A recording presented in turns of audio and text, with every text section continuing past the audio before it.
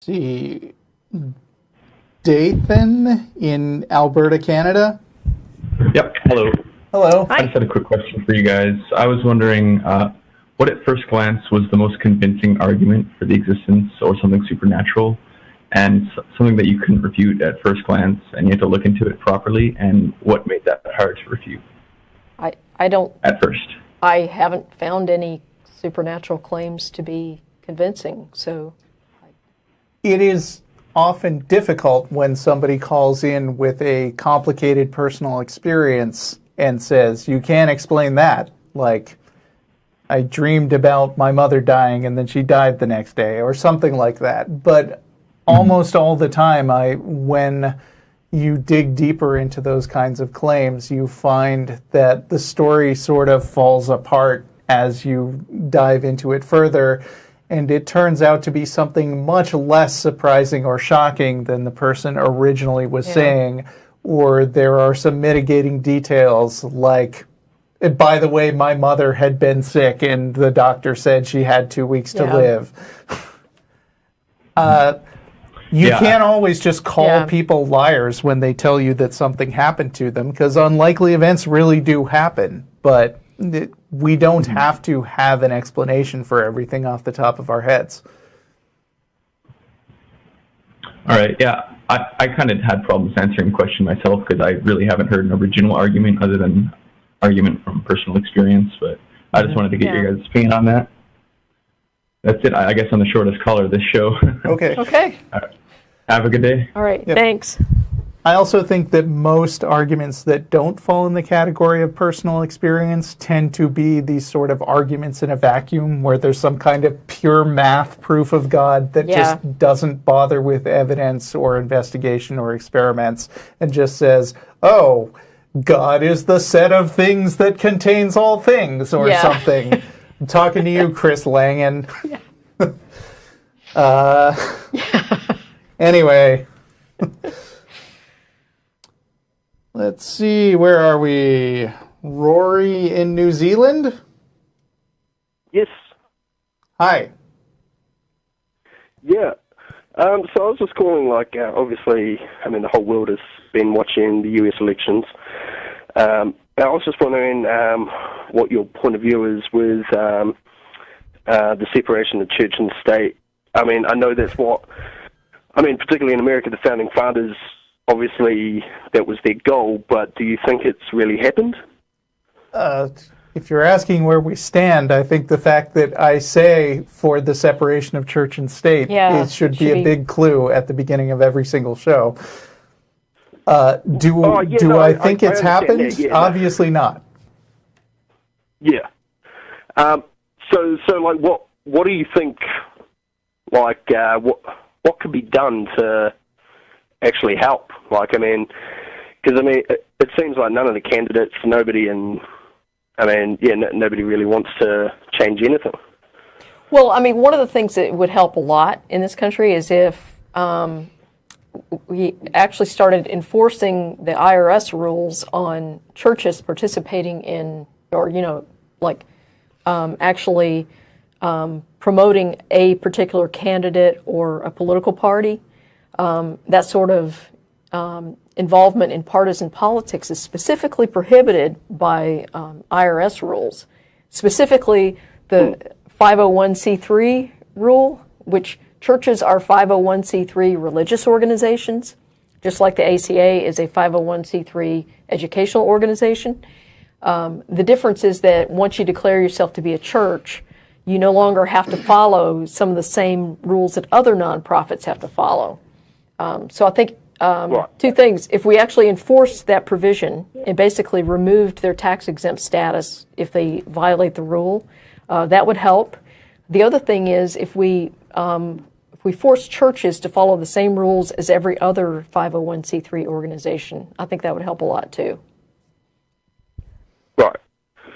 Yeah. No. So I was just calling about that. Because we've been watching it, and I live in New Zealand, and we're quite fortunate that if you ask any politician over here, what they believe in, they'll change the subject. They won't talk about it at all. Well, and the thing is, I think that if somebody asks a politician what they believe, I have no problems with the politician answering that question, whatever the answer is. The big question for me, when I take a look at a politician, is will this politician use their religious beliefs as a basis for public policy? And if the answer is yes, then we have a problem. Yeah, a little bit of historical context here. When John F. Kennedy ran for president in 1960, I hope I've got that history right. Yep, I think that's right. Thanks. John Kennedy ran for president in 1960, and he was the first Catholic president in the United States. Mm-hmm. And one of the big things that the Nixon camp ran against him was, we can't trust a Catholic in office because he's going to be beholden to the Pope, and right. He's not going to be supportive of American religious liberty ideals. Right. And Kennedy gave a speech which I think is worth looking up on YouTube, because it is a textbook answer of a great way to answer that question, which was basically, yeah, I'm Catholic and I believe it seriously, and I understand that U.S. law trumps anything that my religious beliefs might tell me, and I will faithfully uphold and execute the law. And that's really all the principle of church and state separation is about. It's not about saying no politician should have any personal religious beliefs or talk about them in any context. And we as atheists generally don't or shouldn't care what the personal beliefs are. A lot of people went after Mitt Romney by listing the tenets of Mormonism. Right. And I'm like, there are so many good reasons not to like Mitt Romney. Who cares if his set of wacky beliefs is different from the wacky beliefs of most other politicians? Hmm. Yeah. Oh, yeah. No, well, I suppose that's really all I was calling for. So. Okay. All right. Well, wish us luck. However you think the election should turn out, we don't know. Yeah. just on a side note, I think what you guys are doing is just brilliant, and I think we need more people like you in the world. Well, thank you. Yeah. Cheers. All right. Bye. All right. Okay. All right. Let's see. Hard to... I've jumped around lines so much, I'm just trying to take the one who's been on the line the longest. No, actually, I'm going to take Vish in London. Hello? Vish, are you there? Hello? Yes, I'm here. Hello. Yeah, I'm here. Oh, sorry, I had the mute button pressed down. Apologies. That's okay. I am it happens. Pretty psyched about being on your show. Yeah, it does. I actually had a real question. Well, real, like ultimate real, like the other guy was trying to say, like in the last show. But I had a question about basically when can you be too. Okay, before I go on, I'll just give you a really quick context because I know people give you stories about themselves like all the time. But so basically, I used to be a Christian for about a year, and then I started using my brain. Well, that'd be a bit harsh to say. I started, being a bit more skeptical towards these things. And in the beginning of the show, you were saying something about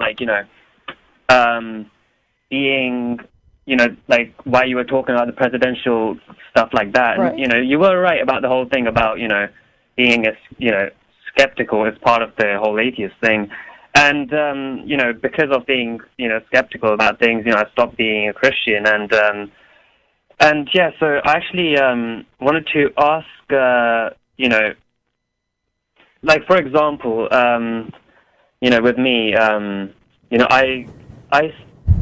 find it trouble to believing things and in believing things. And I know, for example, this isn't about controversial, conspiracy theories. But the thing is, I'm just going to bring up an example. For example, the first moon landing. Okay, personally, I don't have evidence, which suggests that, that the first moon landing actually happened, the mission back then. I mean, I know this sounds ridiculous, you guys, and apologies for that, but, it's kind of the case that, I mean, there's videos and things like that, but, I don't know whether things have, whether things can be edited, and you know what, it's not even just about that, it's also about, Jen, you're a biologist or a biochemist or something? No, I'm an aerospace engineer. Aerospace engineer. And the moon landings happened, by the way. Yeah, I'm sure they did. But it's kind of the case that, like, I mean, no, obviously I know that people have been to the moon now and stuff like that, but it's kind of the case, like, why do I know? And, you know, it's kind of like, am I being too skeptical about these things? Like, you know, for example, if you know, when it comes to evolution, if I saw, like, you know, a whole, like, bunch of fossils, because the thing is that I don't believe in it at the moment. Like, I know it sounds ridiculous, but at the moment I don't, until I actually go to, I planned a trip to the Natural History Museum next week, because I want to believe it, and I want to, like, you know, start believing in things. And, you know, it's kind of the case that I don't know if that evidence might be enough. I don't know, like, in that case, like, there'll be fossils, but will I believe that's, like, it's until I actually go and, like, people will believe it after seeing it, but I'd question if it's real or not until I actually made the discovery myself, in a way. I think a lot of people maybe misuse the word skeptical to mean I have chosen a position and I refuse to budge from that position regardless of what you throw at me. Yeah. And I think that Christians accuse atheists of having this actual point of view, and basically a lot of those arguments boil down to people saying, well, you atheists wouldn't believe in God even if God rang the doorbell and said, hi, I'm God, and predicted a bunch of things. But it is possible to be someone who calls yourself a skeptic and believe things that fly in the face of established facts at the same time. And I think it's a little weird to, I'm not sure if this is really what you meant that you're doing, but it's a little weird to be saying, I want to be convinced by seeing the fossils, so I'm going to go look at the fossils, and until I've seen them with my own eyes, I will not believe in evolution, but I think they're there and they'll convince me. Yeah. Which, I mean, going to the Natural History Museum to, you know, increase your knowledge is not a bad thing at all. In fact, I think it's great that you're going to do this. The thing is, if I understand what you're saying correctly, and please correct me if I'm wrong, what I hear you saying is that you're struggling with how do you determine basically the quality of evidence that you're willing to accept when you didn't do the experiment or the thing yourself.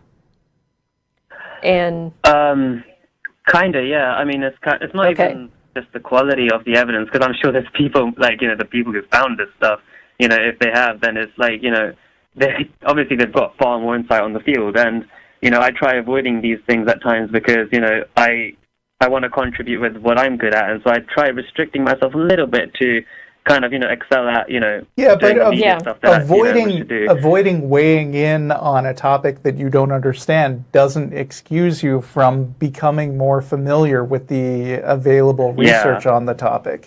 Yeah. I think you can be skeptical of evolution, for example, if you just read creationist sites and you avoid gaining any deeper knowledge. But I think whether you're an atheist or a theist or a believer in a particular thing or a skeptic about that thing, it's a good idea to actually read the best stuff that the other side has to offer. And also be highly aware of straw man versions of that. Like, I really enjoyed the show Bullshit a lot of the time when it was on by Penn and Teller. But one of the things that annoyed me most is that it was very obvious that they were cherry picking the most soft targets to represent the other side of what they were trying to say. And that seemed a little bit lazy.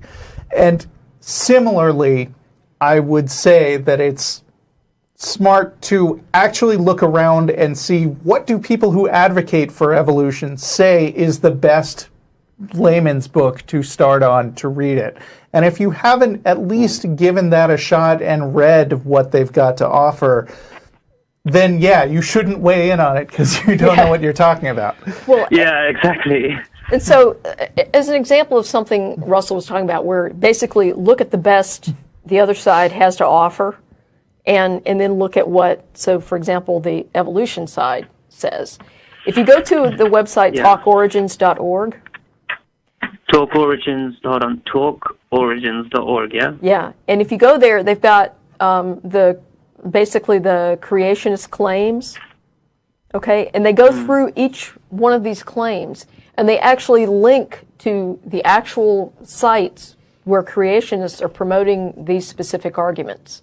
So they're basically linking to the opposition's arguments. So that's the sign of somebody that's telling you straight up, this is the deal. Here's exactly what they're saying, and this is why it's wrong. And then they present, links to things that you can check out. Some of these are like primary sources, like peer-reviewed papers, or things that have been reported, and written up, books, things like that. Like I said, the primary sources where you can go and read about the evidence yourself. And so part of what your challenge as a skeptic is to properly vet your sources, so that when you accept the claim of somebody that says, this is the truth, this is what happened, you're not being misled because this person who's promoting this claim is either not qualified to make that assertion, or they're trying to mislead you for some other reason. Okay. That's actually really helpful. I also had one more thing. I'm sure it's going to be really small. Okay, we are about out of time, so make it quick. Yeah, it's really quick. Okay, I wanted to ask, how science is, well, not how, but I'm asking if it is. It's like they kind of check for results through consistency a little bit, right? Like if something is, So if there's a book, right, and it's doing predictions, and it's constantly getting them right, and it's being really consistent and accurate with it. Would that? How would? I think maybe you need to formulate your question carefully and call back another week. Yeah. I mean, so would that be accurate? And would that be something to actually look at either way, or would it? Well, you should look at something like that. But the other thing that's important, if somebody has written something up and they're making predictions and they appear to be accurate, the thing you want to investigate is the methodology they're using to arrive at that prediction.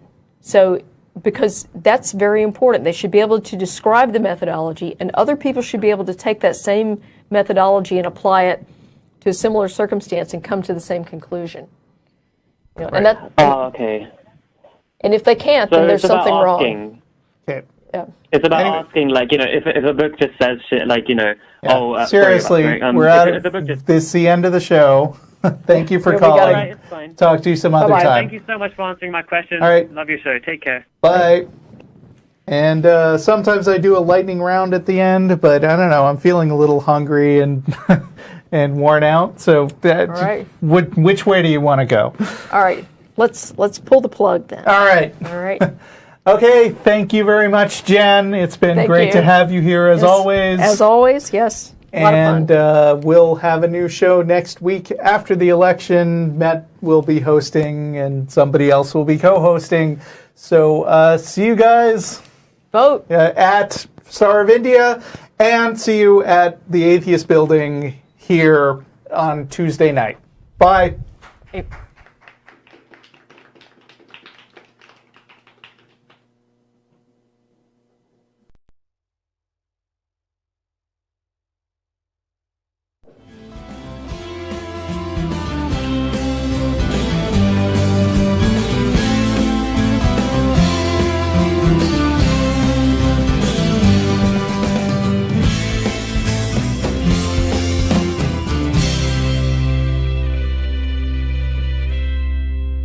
Hi, this is Russell Glasser, host of the Atheist Experience. You know, the Atheist Experience is made possible by volunteers and the generous support of viewers like you. If the promotion of positive atheist culture and separation of church and state are values that you hold, please consider contributing by becoming an ACA member or visiting our product page at evolvefish.com under the Partner tab. Thank you.